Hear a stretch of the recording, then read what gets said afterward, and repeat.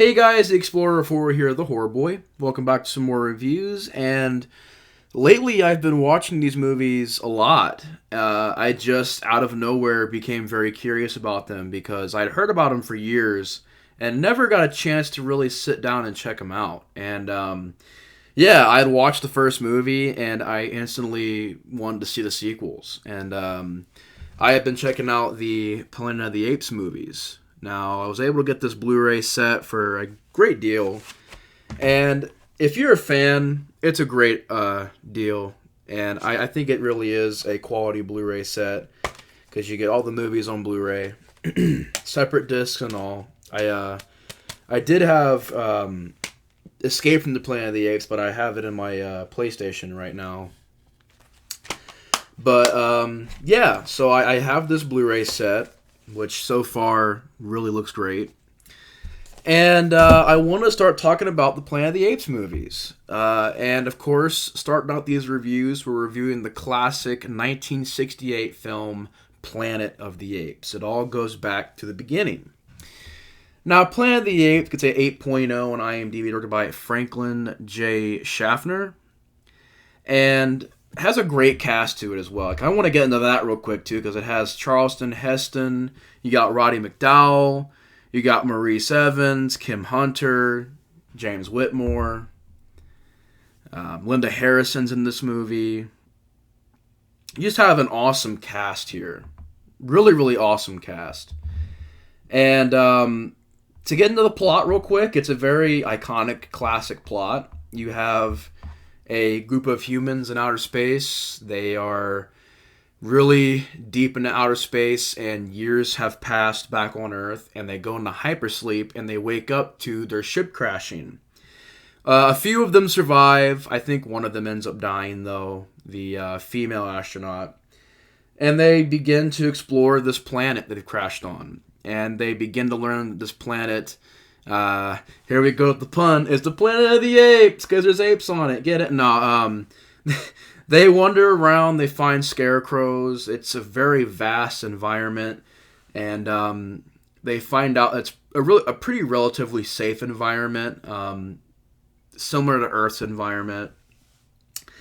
And of course, they come across humans, but these humans can't talk. They're very primal. They don't have clothes. They're more like cavemen. They're just kind of hunting down food and stuff like that.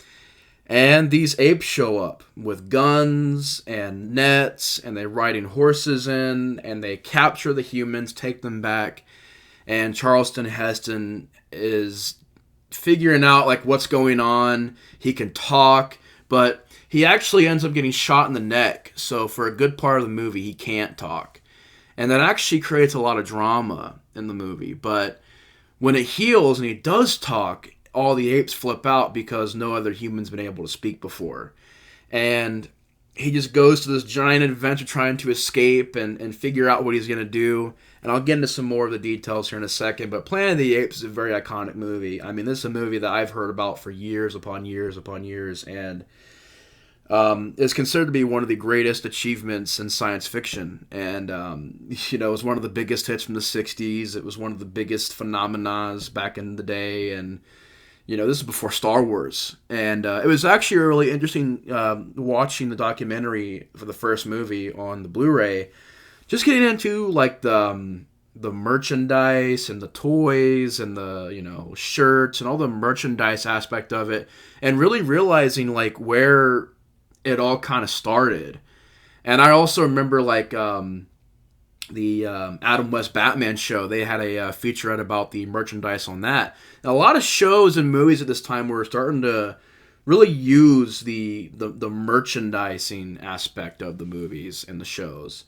And this was talking about the same thing. I mean, they had T-shirts and lunch boxes, and it was just going through all the different things they were using to basically get merchandise sales. And it was really interesting because you always think of Star Wars. Like, I think Star Wars is like it set the standard for what you can do with your property, like what you can do with the merchandising.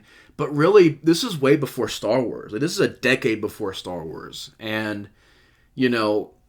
just seeing that this movie had this big of a following was just crazy. And I can see why. I mean, especially back in the day. This movie was doing some insane stuff for back in the day. And it's a G-rated movie. Like, G-rated movies don't have blood usually. You know, there's not really nudity in this movie, but there's a part where they get their clothes taken, but they don't really show anything. But, like, seeing that and just the subject matter, and there's even a part where a human has his head tested on, has been, like, maybe surgery done on it, and basically turned brain dead. A lot of dark ideas in this movie, and especially, like, the sequel, too. Like, I can't wait to get into the sequel, Beneath the Planet of the Apes. Yeah, it's G-rated as well, but there's some stuff in these movies where I'm like, that got a G rating? I get it, it was back in the day. I mean, you only had, like, what, G, PG, R, and X? Did they even have an NC-17 back then? But, like, there was no PG-13, but this is not even PG, this is G. And it's, like, crazy. It's, like, one of the most intense G-rated movies you're going to watch. And, yeah, I mean, to get into the positive, there's not really any negatives for me. I mean, really, there's not, if I can really think about it. I guess if you wanted to, if you let it bother you, the prosthetics of the mouths when they talk, sometimes they'll say dialogue and the mouth will kind of move, maybe a little bit delayed. Didn't really bother me, but it might bother somebody else out there.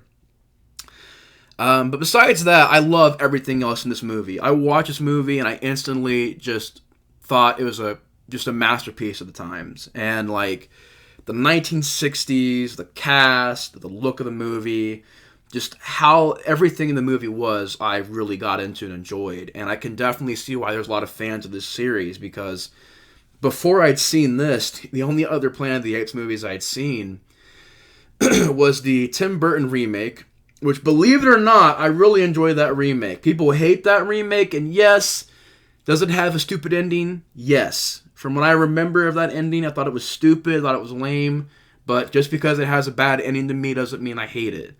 I actually do really enjoy that Tim Burton remake. I want to rewatch that again for these reviews. And Dawn of the Planet of the Apes. That's the only Planet of the Apes movies I had seen, and I really thoroughly loved Dawn of the Planet of the Apes. That was an excellent movie, like a phenomenal film. The CGI effects, to me, just were amazing in that film. But yeah, this movie has so much going for it. I mean, it's an hour and 52 minutes, but it goes by at a fast pace.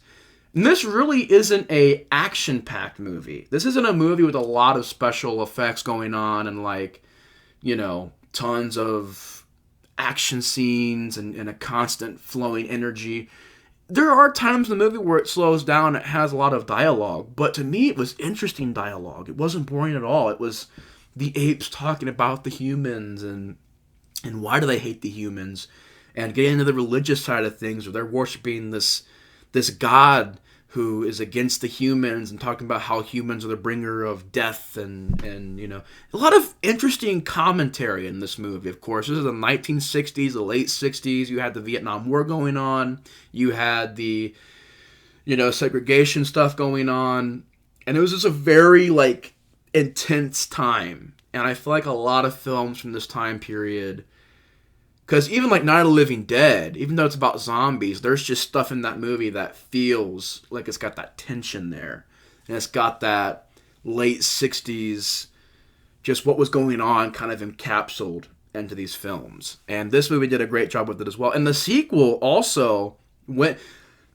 Okay, so Beneath the Planet of the Apes, I guess I can just say this, I don't like as much as the first movie, but that movie did things that I thought was really ballsy and, like, really took some freaking steps that I didn't expect and, like, was doing things that I was like, what? Because, yeah, I'll get to it. I'm going to be doing a review on that anyways, so I want to save my thoughts on that film for when I get to that review. But, yeah, this movie, the dialogue is really interesting. It's not boring at all. The special makeup effects of the time are amazing. I love the environments and the way it's shot and directed. I love it so much. I miss the practicality of these old films, of using set design and using real environments, real locations. It was shot on the studio, I want to say, by Warner Brothers, and They owned a big piece of land they shot this on. But wherever they shot it at, it looked great. It was just an awesome environment. And you really believed, at the beginning of the movie that they were on maybe a different planet. It just looked different. It looked unique. It was shot wonderfully. I loved the environments. And for back in the day, even just the angles they got and the cinematography, which wasn't easy to get these shots back then, to get shots of canyons and people being all the way up here and the film, the camera's down here filming an angle. I mean, the lighting alone would be a lot to deal with without the glares and stuff like that. So I really appreciate the practicality, the special effects, the acting, just the commentary in the movie, what it was talking about, very serious subject matter. And I like with the idea we have, the movie's called Planet of the Apes. It is about a planet with apes on it that kidnap humans and experiment on them and stuff like that, and use them, like in the sequel they use them for like target practice and like basically to test out their weapons and stuff like that. When you hear that idea, you're like, oh, it could be goofy, and it could be, but because it treats it serious, you buy it. And I bought it. I got into the movie. There was not one time in the movie where I was laughing at it and I thought it was goofy. I bought into it. I was like, this is a really well-made, quality film with a really original and interesting concept and a lot of great dialogue and deep subject matter that I really thought was so different for the time period it was made. It was just so different and so unique. And it was a way to do it to where it could get past maybe the censors, because I know they had a lot of issues with the censors and stuff like that. But it took a lot of, leaps as far as special effects, the budget they had, which was not much, which is why I defend, I'll sit there and I'll be like, look, it doesn't matter what budget you have, you can make something, because they made this movie on a low budget. They made Evil Dead on a low budget. They made John Carpenter's Halloween on a low budget. All these movies, Dawn of the Dead, on a low budget. So the fact this movie cost, I want to say $5 million, is insane to me, because it feels like such a massive, big adventure, and they really do sell that aspect in this movie. It feels like an adventure, and that you're along for the ride, and it keeps you engaged, and you feel bad. Yeah, it's a $5 million budget, and made $32 million worldwide, so it was a huge hit. And you really do feel bad for Charlton Heston's character, Taylor. You feel bad for him. He's trying to speak and he's trying to talk, but they won't listen to him. They'll shut him up. They'll beat him up, and he's forced to, oh, the human stinks. Tell him to remove his clothes, and he has to stand there almost naked in front of it's just humiliating. You feel so bad for this character. I think they're talking about neutering him and experimenting on him. He's over here like, oh crap, Charlton Heston did an amazing job portraying a guy who's already kind of on the edge, being pushed farther on the edge, but still somehow fighting. Still, he's in a freaking whole town or a village of apes, and he's still fighting them off. They're dropping nets on him, and he's just fighting that off. He's going through their houses, and you have different set design, and I love that sequence where he's trying to escape from the apes, and they end up capturing him again. I love the dialogue in this movie. Get your damn hands off me, you dirty ape. Or the end of the movie, God damn you all to hell. You blew it up, Has a lot of fun dialogue, but also great serious dialogue. There's that balance where there is times where it's just over-the-top fun, but not goofy, just over-the-top fun. Definitely that adventure aspect, that fantasy aspect, but also that down-to-earth serious dialogue that I thought brought a really interesting dynamic to the movie. And yeah, the music is absolutely beautiful. I want to say the score was by Jerry Goldsmith. And the music is wonderful in this movie. There's so much different sounds and a really interesting score. Like, it's just interesting the way it sounds. It matches the movie totally. And yeah, just the scale of it, how big the movie feels, despite the budget, which is really hard to do. Yeah, Jerry Goldsmith did the score. Who's like one of my favorite composers out there. He's an excellent composer. But yeah, just the scale of it all, the way it's shot, the things they pull off in this movie for the time and the budget it had, and for the time period it was made, and for how they had to work against time and budget. They really pulled it off, man. It's an excellent movie. And though I like the sequel, I feel like there's not going to be one that tops this, because I think it's a very strong, powerful movie with a lot to offer. And it's a great first movie. And yeah, I'm definitely going to give it a 9 out of 10 for me. It is an excellent film. It's definitely a tremendously well done sci-fi film.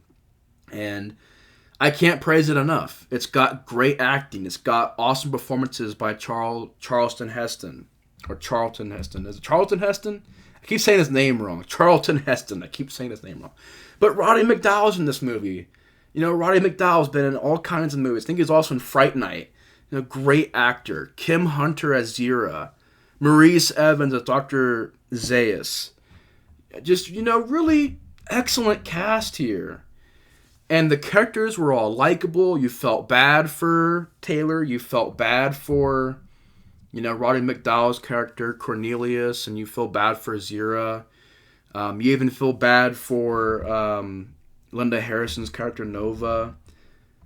And it's an interesting plot. It's engaging. There's just crazy moments. There's twist moments. The moment where Taylor recognizes this person that he knows, but he's just been, you know, experimented on. His brain's gone, basically. He's alive, but he's just not there anymore.